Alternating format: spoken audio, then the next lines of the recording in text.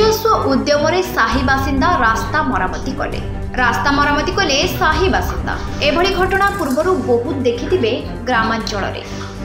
ଗ୍ରାମାଞ୍ଚଳରେ ରାସ୍ତା ଖଣ୍ଡେ ନଥିବାରୁ ବିଭିନ୍ନ ସମସ୍ୟାର ସମ୍ମୁଖୀନ ହେଉଥିବା ଗ୍ରାମବାସୀ ବାରମ୍ବାର ପ୍ରଶାସନର ଦ୍ୱାରସ୍ଥ ହେବା ପରେ କୌଣସି ସୁଫଳ ନ ପାଇ ବାଧ୍ୟ ହୋଇ ନିଜସ୍ୱ ପ୍ରଚେଷ୍ଟାରେ ରାସ୍ତା ନିର୍ମାଣ ବା ମରାମତି କାର୍ଯ୍ୟ କରିଛନ୍ତି। ଆମେ କହୁଛୁ ସହରର କଥା। ଗଜପତି ଜିଲ୍ଲାର ସଦର ମହକୁମା ପାରଳାଖେମୁଣ୍ଡି ସହରର ଜିଲ୍ଲାପାଳଙ୍କ କାର୍ଯ୍ୟାଳୟଠାରେ ମାତ୍ର 500 ମିଟର ଦୂରତ୍ୱ ବା ଷ୍ଟାଡିୟମ ନିକଟସ୍ଥ ଦାମୋଦର ବିହାର କଥା। ଦୀର୍ଘଦିନ ହେଲା ରାସ୍ତା ଖଣ୍ଡେ ନଥିବାରୁ ବାରମ୍ବାର ବିଭିନ୍ନ ସ୍ତରରେ ଅନୁରୋଧ କରିଛନ୍ତି, କିନ୍ତୁ ପ୍ରଶାସନିକ ଏବଂ ରାଜନୈତିକ ସ୍ତରରେ କୌଣସି ପଦକ୍ଷେପ ନ ନେବାରୁ ନିଜସ୍ୱ ପ୍ରଚେଷ୍ଟାରେ ରାସ୍ତା ମରାମତି କରିଛନ୍ତି ସାହି ବାସିନ୍ଦା। ମହିଳା ପୁରୁଷ ମିଶି କୋଡ଼ି କୋଦାଳ ଧରି ରାସ୍ତାର ମରାମତି କରିଛନ୍ତି। ସବୁଠୁ ବଡ଼ ବିଡ଼ମ୍ବନାର କଥା ଏହିକି ଯେ ଏହି ଅଞ୍ଚଳରେ ବହୁ ବଡ଼ ନେତା ଓ ବାବୁମାନେ ମଧ୍ୟ ବସବାସ କରୁଛନ୍ତି, କିନ୍ତୁ ଅଞ୍ଚଳରେ ରାସ୍ତା ଖଣ୍ଡେ ପାଇଁ କେହି ସହଯୋଗ କରୁନାହାନ୍ତି। ତେବେ ପ୍ରଶାସନର ନିଦ କେବେ ଭାଙ୍ଗୁଛି ଆଉ ରାସ୍ତା ନିର୍ମାଣ ପାଇଁ କେବେ ପଦକ୍ଷେପ ନେଉଛନ୍ତି ତାହା ଦେଖିବାକୁ ବାକି ରହିଲା। ଦେଖନ୍ତୁ, ଆମେ ଏଠି ମୋର ତ ନିଜ ଘର ଏଇଠି ହେଇଗଲାଣି 2017 ମସିହାରୁ ଆମେ ଏଠି ରହି ଆସିଛୁ, ବୁଝିଲେ ନା।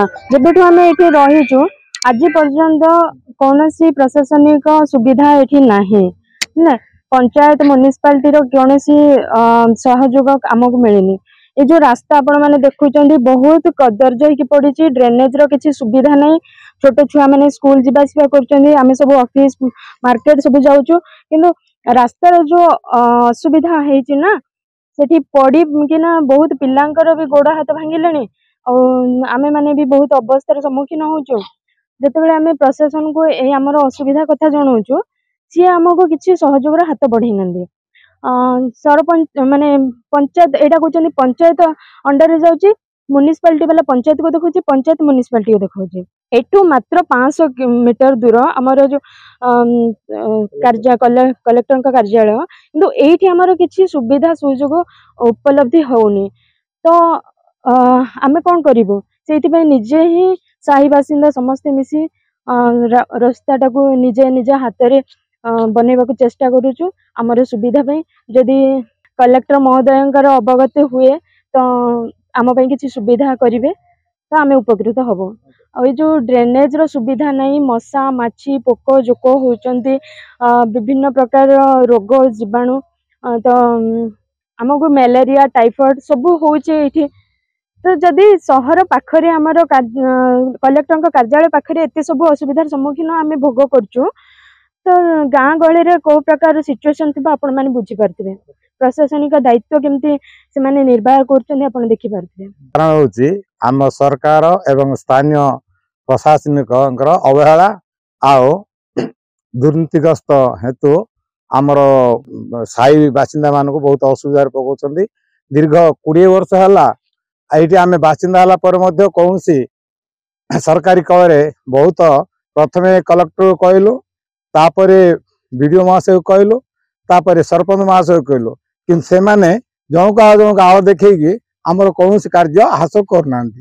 ଫଳରେ ଆମର ପିଲାମାନେ ସ୍କୁଲକୁ ଯାଇ ପାରୁନାହାନ୍ତି, ତଥା ବୁଢା ବୁଢୀ ମାନେ ବାଟରେ ପଥର ପଡ଼ିକି ଝୁଣ୍ଟିକି ବହୁତ ମାଡ଼ ମଧ୍ୟ ସମସ୍ତଙ୍କୁ ହେଇଗଲା। ମୋଟର ସାଇକେଲ ସ୍କୁଟି ଅଟୋ କିଛି ଏଠିକି ଆସିପାରୁନାହିଁ। ରୋଗୀମାନେ ହସ୍ପିଟାଲ ଯିବାର କଷ୍ଟ ହେଉଛି। ଏଣୁ ବାଧ୍ୟ ଆମେ କିଂକର୍ତ୍ତବ୍ୟ ବିମୂଢ଼ ଅବସ୍ଥାରେ ଆମେ ଏଇଠି ବାସିନ୍ଦା ଗୁଡ଼ାକ ଅଳ୍ପ କିଛି ପଇସା ତଥା ପରିଶ୍ରମ ଦାନ କରି ରାସ୍ତାଟାକୁ ସୁଚାରୁ ରୂପେ ପରିଚାଳନା କରିବାକୁ ଯାଉଛୁ। ଏଥିରୁ ଆମେ ଜଣାପଡ଼ୁଛି କଲେକ୍ଟର ଅଫିସ ମାତ୍ର 400 ମିଟର ଦୂରରେ ଆମର ଅବସ୍ଥା ଏ ପ୍ରକାର। ଗଜପତି ଜିଲ୍ଲା ସାରା କି ପ୍ରକାର ପ୍ରଶାସନିକ କାର୍ଯ୍ୟକ୍ରମ ଚାଲୁଛି ଆଉ ରାସ୍ତାଘାଟ କିପରି ନିର୍ମାଣ ହେଉଛି ଏଥିରୁ ଦୀପତ ଅନ୍ଧାର ଭଳିଆ ଦେଖାଯାଏ। ତେଣୁକରି ମୁଁ ବିଶେଷ ସରକାର ଏବଂ ସ୍ଥାନୀୟ କଲେକ୍ଟର ଅନୁରୋଧ କରୁଛି ଆମ ପ୍ରତି ଦୟା ବହି এই রাস্তাକୁ ସୁନିର୍ମିତ କଲେ ଭଲ ହେଇଥାନ୍ତା। ଆଉ ଡ୍ରେନର ଅସୁବିଧା ହେତୁ ଆମକୁ ମଶା ଦାଉରେ ମ୍ୟାଲେରିଆ ରୋଗ ଡେଙ୍ଗୁ ରୋଗ ପରିସେବା କରିବାକୁ ବାଧ୍ୟ ହେଉଛୁ, ଡେଙ୍ଗୁ ରୋଗ ପୀଡ଼ିତ ହେବାକୁ ବାଧ୍ୟ ହେଉଛୁ। ଏଣୁ ଡ୍ରେନଟାକୁ ଏବଂ ରାସ୍ତାଟାକୁ ସୁଚାରୁ ରୂପେ ତିଆରି କଲେ ଆମେ ରୋଗରୁ ଏବଂ ଯାତାୟାତ ଏବଂ ଶିକ୍ଷା ଇତ୍ୟାଦିରୁ ଆମେ ସୁଖ ପାଇବୁ।